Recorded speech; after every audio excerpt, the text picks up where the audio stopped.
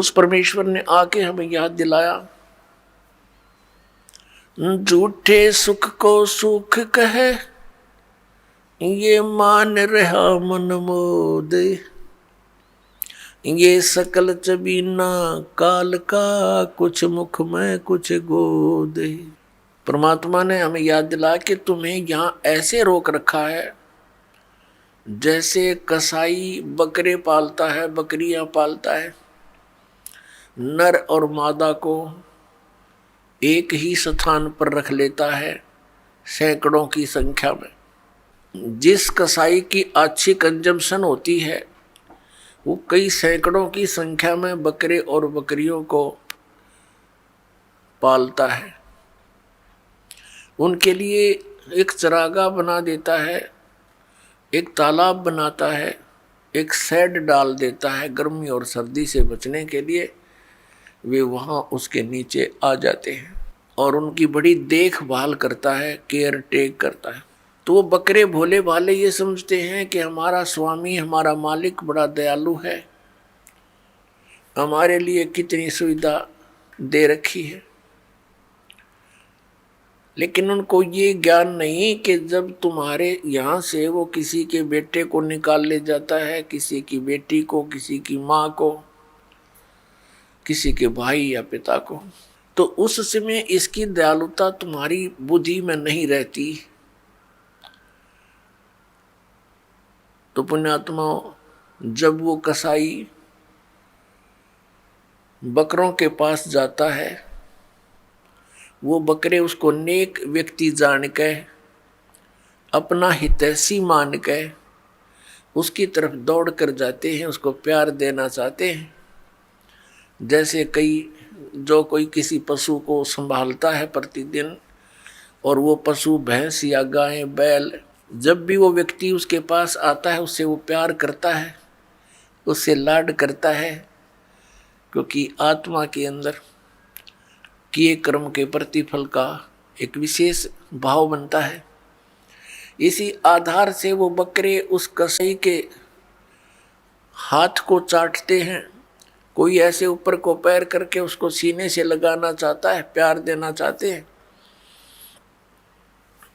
अब वो ऐसे पकड़ कर देखता है, बकरों को हाथ लगा कर देखता है जगह जगह से। वो तो ये देख रहा है इसमें ये कितना मांस चढ़ गया, इसका ऊपर कितने कै किलो का बिकेगा, और वो चाटते उसको लाड देते हैं, ऐसे जीभ से चाट चाट कर प्यार देते हैं, बड़ा नेक आदमी है। और वो एस्टीमेट लगा लग रहा है वो कितने का बिकेगा। परमात्मा ने आके बताया कि ठीक इसी प्रकार खाई खुराका पैन पोशाका यम का बकरा पलता है। कहते हैं खाई खुराका और पैर पोशाका, यहाँ यम का बकरा पलता है। इस काल के बकरे पल रहे हो तुम। आप देखते हो पीछे से एक श्रद्धालु सत्संग से जा रहे थे, सच्चा सौदा सिरसा वाले के पेपर में आई थी, और उसके 6 सदस्य यानी टोटल कुल के कुल सारे मर गए एक्सीडेंट में, एक बुढ़ा बच गया। और हम कई जगह देखते हैं, जैसे एक बार भूकंप आया था गुजरात के अंदर, और सभी व्यक्ति 26 जनवरी यानी गणतंत्र दिवस भारत का मनाने के लिए तैयार थे। सन 2000 की बात है, 26 जनवरी की। ऐसा भयंकर भूकंप आया, 26 जनवरी की छुट्टी थी, कर्मचारी अधिकारी सब अपने घरों पर टेलीविज़न के सामने बैठे थे कि आज अपने गणतंत्र दिवस की झांकी देखेंगे। ऐसा भयंकर भूकंप आया, जिन मकानों को, कोठियों को, संपत्ति को बनाने में सारा जीवन न्यौछावर कर दिया, उन्हीं कोठियों के नीचे दब के पूरे के पूरे परिवार नष्ट हो गए। पुण्यात्माओं, इस काल ने आप और हमारे ऊपर इतना प्रेशर डाल रखा है, तीनों गुणों का 3 इंजेक्शन लगा रखे हमारे, ये लगे ही रहते हैं, इनका प्रभाव हमारे ऊपर बना ही रहता है कंटिन्यूसली। तो उसके कारण हम इतने प्रभावित हैं कि हम अपने उद्देश्य को ही भूल चुके हैं। अब विचार करो, जो व्यक्ति उस भूकंप में मर गए या दुर्घटना में मर गए, वो कौन सी क्रियाएं किया करते थे, उनके क्या उद्देश्य थे, उनकी कितनी इच्छाएं थी, और हमारी क्या है, हम क्या सोचते हैं, हम कर क्या रहे हैं। एक भक्त बता रहा था कि मेरी मम्मी बात नोत कर आई थी, 5 लड़कियां थी, जिनमें से 3 का विवाह इकट्ठा ही था। 3 बेटियों का विवाह हो तो उस समय इस मनुष्य के माइंड की नीडल या सुई 100 से नीचे नहीं रहती।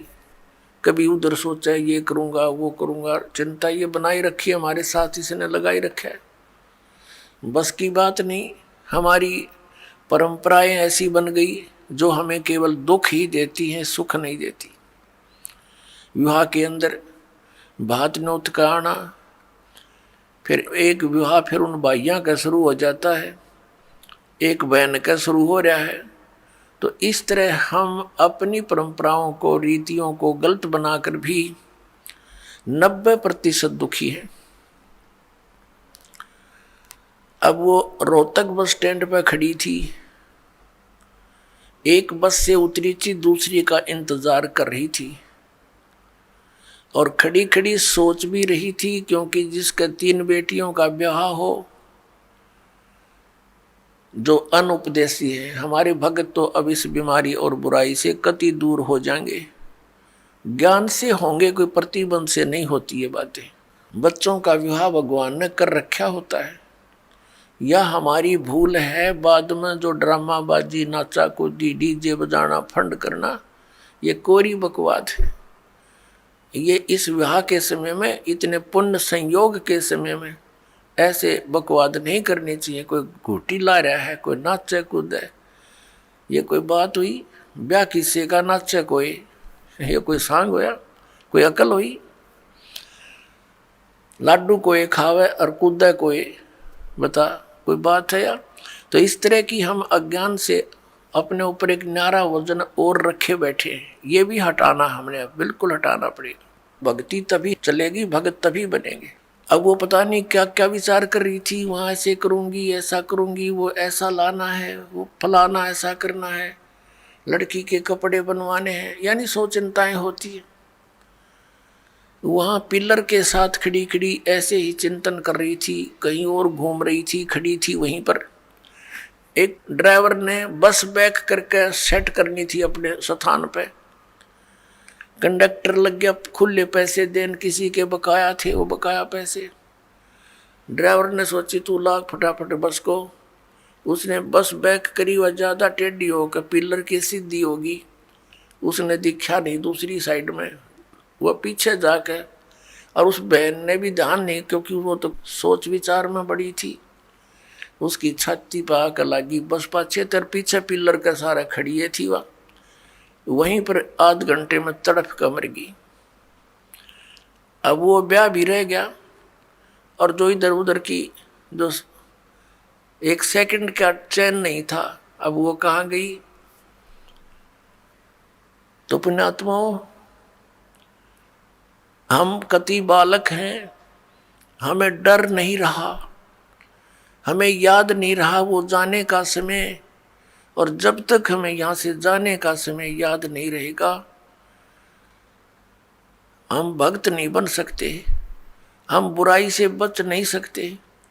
अब आज कोई नाच रहा है, कूद रहा है, एक समाचार पत्र के अंदर देखा, पढ़ा, उसमें क्या लिखा था कि विवाह था और पहले दिन वो डीजे मंगाकर नाच रहे थे, बहन भी, सब दूसरे भाई रिश्तेदार डांस करे डीजे के ऊपर, वो भी समाचार पत्र में। और अगले दिन वो दुल्हा जो विवाह करने चला था, कार एक्सीडेंट हो गया ट्रेले के साथ में। जितने सदस्य उसके साथ बैठे थे व्यक्ति, वो सारे मर गए, वो भी मर गया। अगले दिन वो टक्कर मार रहे हैं, रो रहे हैं, बालों को पाड़ रहे हैं जो कल नाच रहे थे। अब बजा लो डीजे यहाँ पर। कहते हैं नानक साहिब जी कहते हैं कि ना जाने काल की कर डारे, और किस विध ढल जा पासावे, और जिन्हां ते सिर ते मौत खुड़क दी, उन्हां नू केड़ा हासावे।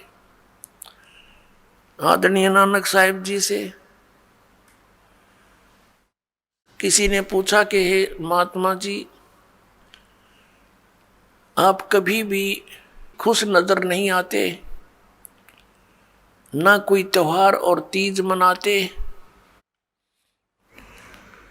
तब उन्होंने कहा था, भाई ना जाने यहाँ क्या बिजली गिर जा एक पल में, और हमने तो अपनी मौत दिखाई देती है, इसलिए रुचि नहीं बनती इन नाचन और गावन में, यहाँ की नकली खुशी मनावन में कति दिल नहीं मानता।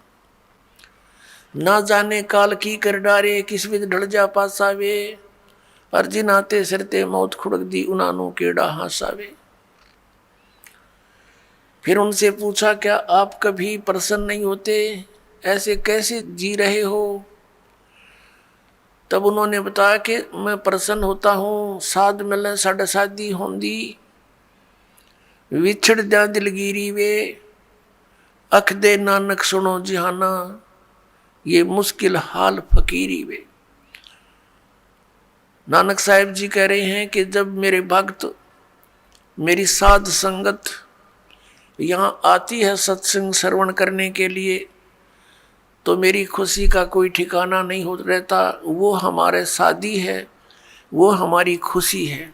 और जब ये वापस जाते हैं संसार में यहाँ से, तो फिर मुझे दिलगिरी होती है, बहुत परेशानी, दुख हो जाता है, चिंता लग जाती है कि कहीं ऐसा ना हो ये मेरे बच्चों को, जिनको मैंने मुश्किल से मार्ग पर लाया है, सत्य बताया है, परमात्मा का सच्चा ज्ञान समझाया है, कहीं कोई काल, क्योंकि संसार में इस ज्ञान के जानने वाले व्यक्ति नहीं हैं। एक अकेला एक संत होता है जो सतमार्ग देता है, असंतों की गिनती नहीं होती। उनसे प्रभावित अन्य श्रद्धालु भी फिर उसी की बोली बोलते हैं, वही क्रियाएं करते हैं। तो नानक साहिब जी कहा करते कि मुझे फिर चिंता बन जाती है, कहीं मेरी फसल में कीड़ा ना लग जा, यानी कोई काल का दूत इनको भ्रमित ना कर दे, इनका जीवन नष्ट हो जा। कहते हैं साध मिले साढ़े शादी होंगी, जब ये वापस आते हैं एज इट इज, तो मेरी खुशी का ठिकाना नहीं रहता कि परमात्मा की दया से अभी ये बचे हुए हैं। और विछड़ जा दिलगिरी वे, जब ये यहाँ से जाते हैं तब मुझे बड़ी परेशानी होती है, मुझे चिंता बन जाती है। क्यों बन जाती है? अख दे नानक सुनो जिहाना, मुश्किल हाल फकीरी वे। फकीरी में भक्ति, फकीर का अर्थ होता है सभी बुराइयों से हटकर सबका परित्याग करके भक्ति करे। तो जैसे भी बुराइयां कुरीतियां संतों ने हटाने की चेष्टा की, तो अन्य समाज ने उसको लगाने की चेष्टा की।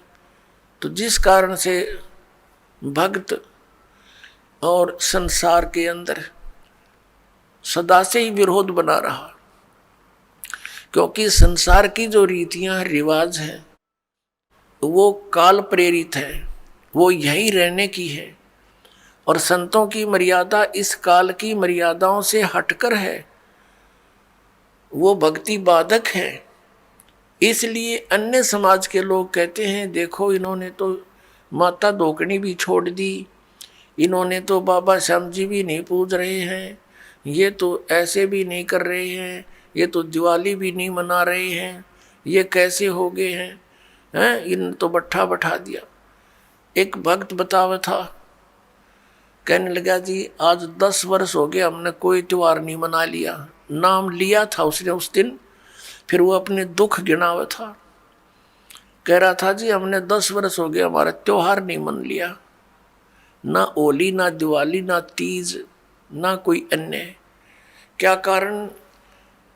कि हमारा परिवार है, कभी तो हमारे घर में कोई खुद जवान भाई की मृत्यु हो जाती है, 1 वर्ष उसकी चिंता पूरी होती है, तब तक दूसरा कोई रिश्तेदार निकट में, जैसे बहन का पति मर गया, फिर त्योहार मने नहीं, फिर कोई बिल्कुल साथ में का केताऊ का मर गया जवान, फिर ऐसे, फिर लड़का मर गया, 10 वर्ष हो गए हमने त्योहार नहीं मना लिया।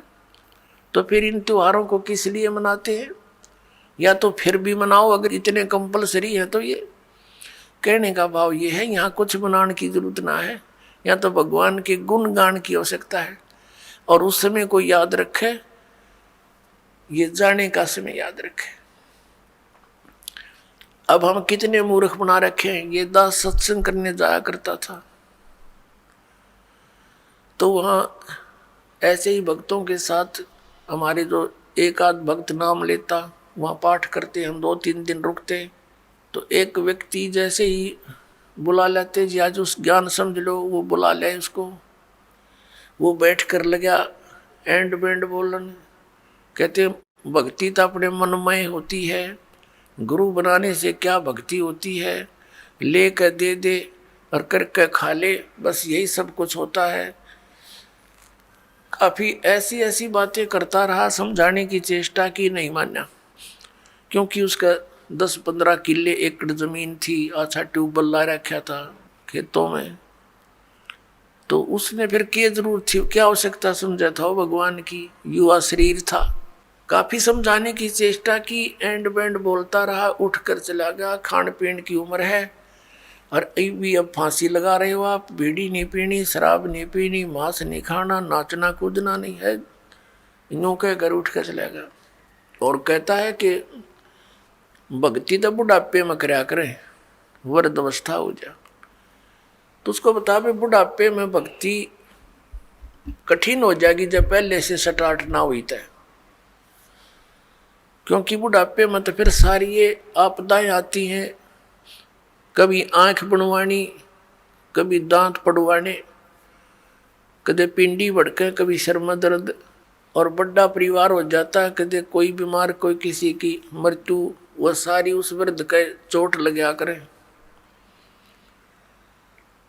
और कदे खांसी सतावे, कदे और 100 समस्याएं हो जाती हैं, उठ के बैठा जाना, और क्या पता वृद्ध अवस्था तक प्राणी जीवित रहेगा कि ना रहेगा।